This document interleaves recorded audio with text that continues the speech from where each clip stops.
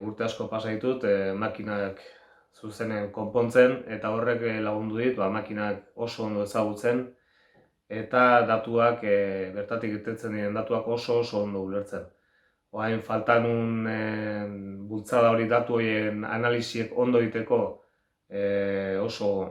laguntza ona izan da posgradu hau. Bertan ikasten dielako modu ezberdinak, datu analitika horiek egiteko, segun ze datu mota gozezun, modu batera o bestera egiteko analisi horiek.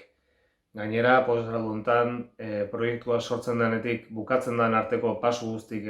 ikusten die, proiektu baten desarroioa, datu nola jaso, nola analizatu, eta azkenen analisi horrek ematen dizkigun emaitzak nola ulertu. Enpresak honekin lortzen duena pertsona oso potente bat, nire aldetik ni teknikoa naiz eta lehen esan bezala datu jaso eta ulertzeko gaitasuna daukat, orain analisik egiteko aukera hau izan da, bi mundu uztartzen ditu eta orduan leku askotan ez dagoen perfil bat sortzen da. Orduan nik esango nuke posgradu hau egiteko perfilak ezberdinak dira, bai teknikoa izan daiteke, bai analista izan daiteke, biek irabaziko dute, baina modu ezberdin baten, analista batek modu ezberdinak oso ondo landuko ditu analisi hori egiteko, eta teknikoa dan, perfil teknikoa den enpresa bateko langileek lortuko dona da,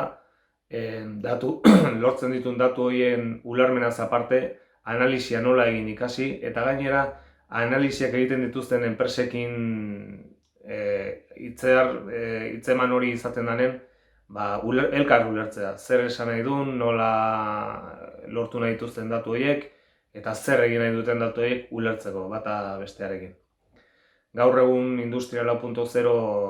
bizi dago, eta konpetitiboak izateko aurrera jarraitu behar danez proiektu hauekin, posgradu oso interesgarria iruditzen zait.